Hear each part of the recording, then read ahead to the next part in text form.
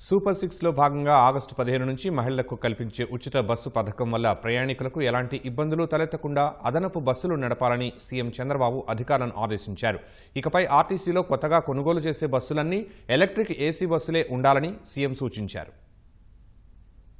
రాష్ట్రంలో మహిళలంతా ఎదురు చూస్తున్న ఉచిత ఆర్టీసీ బస్సు ప్రయాణాన్ని ఆగస్టు 15న ప్రారంభించే అంశంపై ముఖ్యమంత్రి చంద్రబాబు రవాణా శాఖ అధికారులతో సమీక్షించారు. ఈ పథకం అమల్లోకొచ్చిన తర్వాత ప్రయాణికులు పెరిగే అవకాశం ఉందని, అందుకు తగ్గట్లు బస్సుల సంఖ్య పెంచాలని సీఎం ఆదేశించారు. అవసరమైతే కొత్త బస్సులు కొనడం, అద్దెకు బస్సులు తీసుకోవడం చేయాలన్నారు. మహిళలకు ఉచిత బస్సు ప్రయాణం అమలు చేస్తే అదనంగా మరో 2536 బస్సులు అవసరమని ఈ సందర్భంగా అధికారులు సీఎంకు వివరించారు. దీనికి 996 కోట్లు ఖర్చవుతుందన్నారు.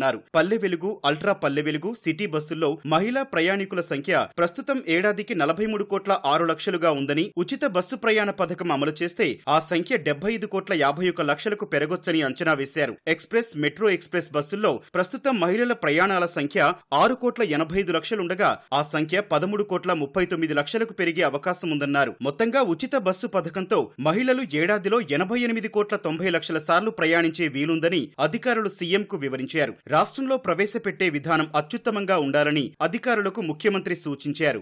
ఇకపై ఆర్టీసీలో ప్రవేశపెట్టేవన్నీ ఎలక్ట్రిక్ బస్సులే ఉండాలని, ఇప్పుడున్న బస్సులను కూడా ఈవీలుగా మార్చేందుకున్న అవకాశాలపై అధ్యయనం చేయాలని అధికారులకు సీఎం సూచించారు. ప్రతి బస్సుకు జీపీఎస్ తప్పనిసరిగా అమర్చాలన్నారు. రాష్ట్రంలో 11 మున్సిపల్ కార్పొరేషన్లకు 750 ఈవీ బస్సులను కేంద్ర ప్రభుత్వం అర్బన్ ట్రాన్స్పోర్ట్ కింద అందిస్తుందని సీఎం చెప్పారు. ఆర్టీసీ ఆదాయం పెంచే మార్గాలు అన్వేషించడంతో పాటు నిర్వహణ వ్యయం తగ్గించుకునేలా ప్రణాళికలు సిద్ధం చేయాలని చంద్రబాబు రవాణా అధికారులకు సూచించారు. Diesel, EV, CNG, battery swiping, ఏ బస్సులకు నిర్వహణ వ్యయం ఎంత అవుతుందనే ప్రతిపాదనలు రూపొందించాలని సీఎం ఆదేశించారు. బ్యాటరీ లేకుండా సర్వీస్ స్టేషన్లను ప్రైవేటు సంస్థలు నిర్వహించడం, బస్సులను ఆపరేట్ చేయడం, ఇలా ఏ విధానంతో వ్యయం తగ్గుతుందనే అంశాలు పరిశీలించాలన్నారు. ఆర్టీసీనే విద్యుత్ ఉత్పత్తి చేసి ఈవీ బస్సులు వినియోగించగలిగితే ఎంత మేర నిర్వహణ వ్యయం తగ్గుతుందనేది అంచనా వేయాలన్నారు.